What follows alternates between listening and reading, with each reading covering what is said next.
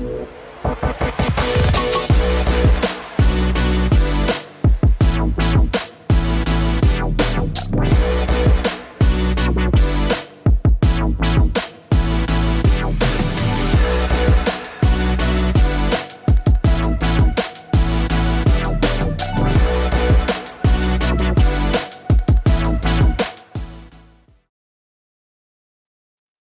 everybody, and welcome to this week's episode of Proof of Life. Does Prep Talk Live still exist? I'm Casey with Cascadia Dispatch. Cliff, the urban prepper, I don't know if he was going to be here or not tonight. Um, it's been, I don't know, 3 weeks, 4 weeks since we've been on and been able to kind of coordinate schedules. So I wanted to jump on at least and just kind of say hello and see how everybody was doing, see how the chat room was doing, if they missed us or if they just chatted on their own. This is episode one, I think it's 118 or 118, 119, one something. It's in the one teens. Yeah, we're just, New Heights says that they're the least professional podcast in the country, but I feel like we give them a solid run for their money on that one. Well, anyway, I wanted to jump on and just kind of say hi. And again, we try to do every Wednesday, but then life happens and it throws curveballs at us. And one thing that I realize is I'm not really great at letting everybody know when we're changing the dates or the times of the podcast. If we have to do kind of a last minute change, I just tend to move the date of the event of the stream. And it occurs to me that people may not actually notice that or might get annoyed. So if that's a thing that you are not seeing or don't love or would like it, if there was a better way that we could just throw out a quick like, hey, we aren't going to make it this week, we'll push it to next week.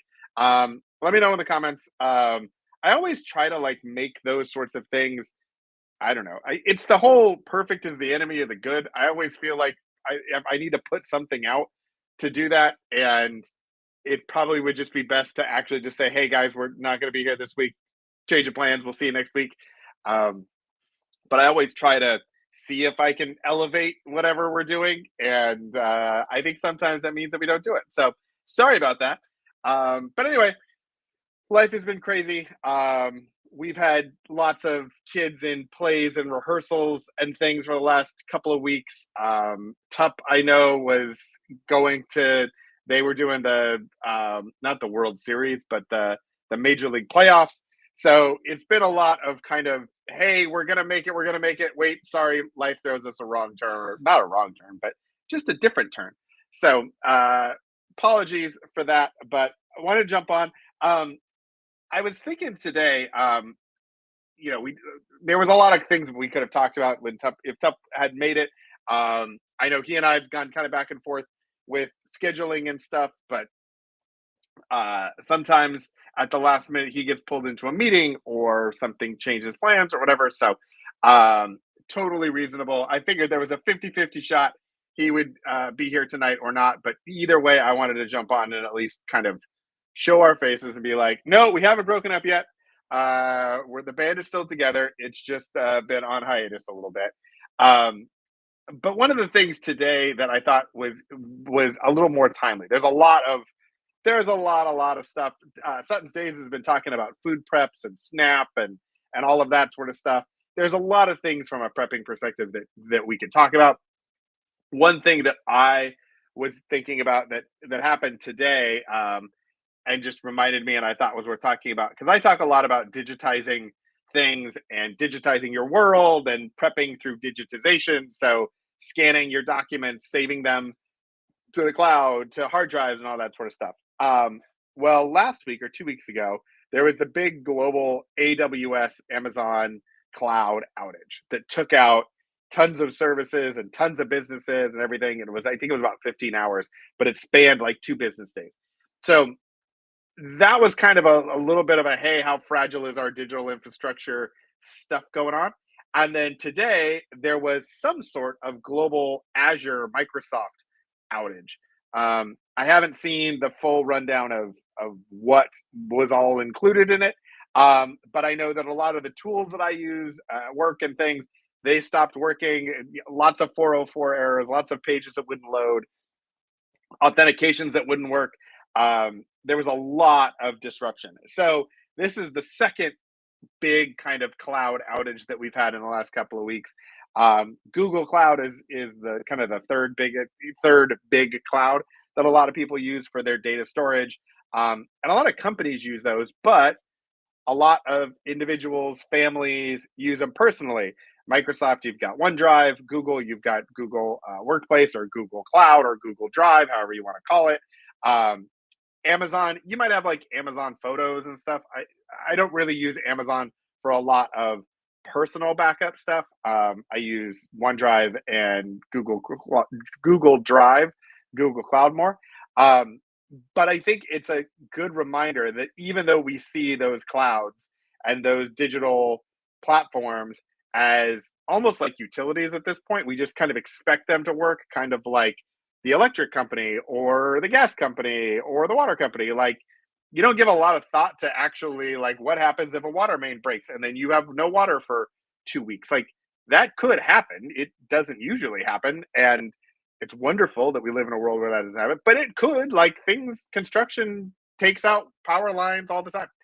So I felt like this was a good opportunity to just have a reminder that yes, digitizing is wonderful, but you have to do it with a plan. For us, our plan is we have all of our documents and everything. We have them scanned. We keep paper copies of anything that's important.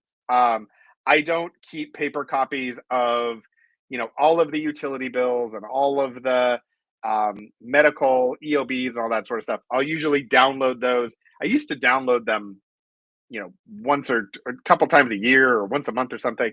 And a friend of mine was saying that he just goes through and does it once a year. So I've tried to transition to that for things like bank statements and um, EOBs and anything that comes on like a monthly cadence, monthly statements, anything like that. I just download them all into my computer hard drive, and then I've got them. I don't need to clog up my file cabinets with the paper. I do keep paper things like if we get a new insurance policy, I'll keep the paper copy of the actual policy, but I won't necessarily keep all of the billing statements and things in the paper copies. I'll keep those digital, but I won't keep them paper. Um, any sort of business registrations, filings, things like that. I have paper copies of those, but then I also have the digital copies of kind of correspondence and things like that. So I think one of the things that we do is we've got the paper copies, we have the digital copies that are either scanned. So if something comes in on paper and I want to have a copy of it, but I don't want to keep it in a filing cabinet, I'll scan it so it's digital, put it on my computer, and then I've got um, every computer in our house backs up to an external hard drive. So each computer has its own external hard drive, and we know that we've got all the files that were on our hard drive are on an external hard drive. We also have all of those computers back up to our central family hard drive. So we have a network attached storage device or a NAS. Some people call them NASs. Synology is a popular one. That's one that we have. And basically, it's just a bunch of big hard drives that you put on your computer network, and then all of your computers and thumb drives and anything you've got, you can kind of put it on this one gigantic hard drive, and then you can access it if you need it from your computer. So then everything gets backed up to that, and then that whole thing gets backed up to a cloud storage. And we use iDrive, which is just inexpensive cloud backup storage. I know some people who back them up to Amazon clouds. There is a plugin in this in our NAS where you can connect, I think, to OneDrive, you can connect it to Google Drive, you can connect it to all different kinds of storage places. But for us, I just put it on iDrive because it's easy and it's relatively inexpensive because we've got, I think our NAS is 40 terabytes, and I think our cloud storage is like 20 terabytes. Because I don't put everything, we don't put like our backup music and our backed up movies and all of that sort of stuff. We keep it on the hard drive for like watching at home and that sort of thing, but we don't need to keep it in the cloud. If that got lost, it would be a bummer, but it wouldn't be the end of the world. Um, we also do keep those files on a separate backup hard drive. So we have like an external hard drive that's called like entertainment, and it's all of our CDs and MP3s and movies and all of that sort of stuff just kind of sits on that backup. But that way, we are only really backing up and paying for the storage for the documents that we really, really care about. So that way, we have redundancy in the files at our house. We have redundancy in the files physically and digitally. We have redundancy in the clouds. Um, and then also, one other thing that I started doing is I've also got, not only does the whole hard drive NAS sync to the cloud, I have a couple of folders on the NAS that are specific business files and family records and things like that that I also sync to our Google Drive. So we have two different clouds, two different sets of essentially types of hard drives: the big NAS hard drive, the individual laptops, and the external hard drives, and then the digital versus the paper. Um, that way, if something goes down, we will have copies. It's the old kind of two is one, one is none adage in prepper land, but for digitizing things. So um, just a reminder that when you're thinking about these sorts of things, and a lot of us have, you think you've got your phone and you've got maybe iCloud or some sort of a backup on your phone. If something were to happen to iCloud or Apple or Google, if you have an Android device, or you've got OneDrive because you have Microsoft Word, and so you back up there. If everything is backed up just into one spot, you are leaving yourself open. And I think we've seen in the last 2 weeks just kind of a reminder that every utility has an opportunity to break, and we want to make sure that we're not totally beholden to one system or the other. So I would definitely encourage you to just think through your backup systems. If anybody has questions or wants me to draw up like what ours looks like, or what the diagram looks like, or what the steps, I used Chat GPT to help me really think through kind of. I was like, here's all the places we have it. How do I consolidate this down and streamline it so I'm able to do it really efficiently? And then how do we create kind of like a monthly um, operating procedure to be like, okay, this is how this is going to run, and then if we need to change something, this is how we would do it. So that's how we can do it. Again, hi to everybody in the chat room. I don't know. Again, the chat room. We're just here to really facilitate the chat room. But they're having a great time over there. So we're gonna let them do that. So yeah. So I think that was kind of my big topic for tonight, especially because I spent most of today on the phone with different support desks trying to figure out what was going on when everything had been pulled. Um, Another thing that I am noodling on, which we may talk about this in the next little bit, um, I've started seeing a lot of videos around minimalism. My wife has been begging for purging and slimming down of just not only just our prepping stuff, but just stuff in life. Like when you have kids and you've got a cat and you've got all kinds of like, you just accumulate stuff. And um, I think as a person who is thinking ahead in the prepping mindset and all that sort of stuff, it's very easy to think, okay, we have this thing now. I've spent money on it. I don't want to get rid of it because we don't know if we would ever use it again, or we might need it for something else, or we could repurpose it and use it for this thing or something. Um, and I'm trying to kind of look at in business. There's this idea called the sunk cost fallacy. I think it's also in psychology, but they taught it to us in business school. And the idea is that if you spend money on something, you've already spent the money, you can't get the money back. So whether or not the thing works or not is not contingent on how much money you spent. Like you spent the money, and then if it works, great. If it doesn't work, not great. But also, you don't hold on to it because you spent the money on it. You hold on to it because it works. Um, and I think that is a thing that I am trying to kind of get more on board about, of looking around at the stuff that we have accumulated, both as we've been kind of going on this prepping journey, but also just with kids and everything. Like there's just stuff that gets, it's like trolling in the ocean. Like you get fish, but also you get a bunch of tires and all kinds of stuff. Like there's a lot of that. So trying to kind of figure out ways of decluttering. My different feeds have started sending me um, more like minimalist content and declutter content and things. So I feel like the universe is giving me an indication that we need to do this. So if you guys have um, philosophies on that, or ideas, ways that you've done that in the past, if you've gone through kind of a big decluttering, or if you have, because I feel like when you start out on a prepping journey, you kind of you maybe you start with nothing because you're completely oblivious to anything is a problem, and then you realize, oh, something could happen, and so you like grab all of the obvious stuff. For us, it was like, okay, we need sleeping bags and tents and water and like grab stuff. So you have it.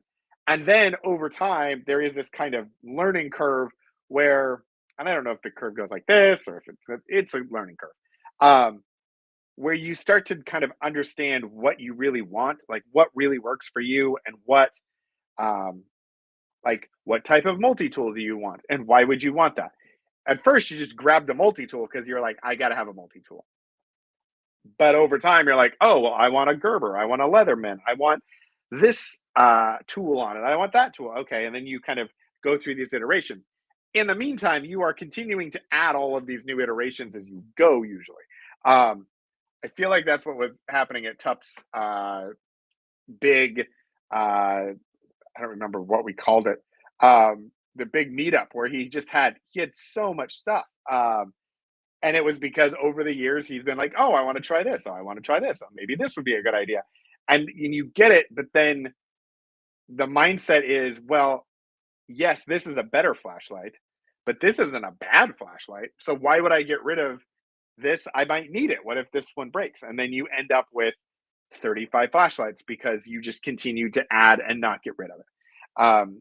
So that's, I think, a place where I'm at, and I'm feeling like, there is probably some opportunity to do that. I hope my wife isn't watching this because she will be super, super excited about that. And as soon as I go in the house, she will have boxes just start loading up for Goodwill. But I think that'll be a thing. So I will probably talk about that over the next few weeks. If you've got ideas or suggestions, feel free to leave them in the comments. Again, I just wanted to come on and drop a couple of quick topics, quick ideas. And then again, thanks to everybody who is chiming in over here on the chat. But thanks everybody. Hopefully we will be back next week. Hopefully we will get a little bit of traction for a couple of episodes in and around the holidays or before the holidays. And yeah, we haven't left. We're not done. We're not gone. We're on the way to 200 episodes or whatever that next threshold is. So yeah, so we haven't gone anywhere, but and I will try to do better about letting everybody know when we are just postponing the episodes. But thanks for everyone for joining. Go ahead, like, subscribe. Pony Girl always says like, subscribe, follow, blah blah blah, down below. Thanks again, and we will talk to you guys soon, hopefully next week.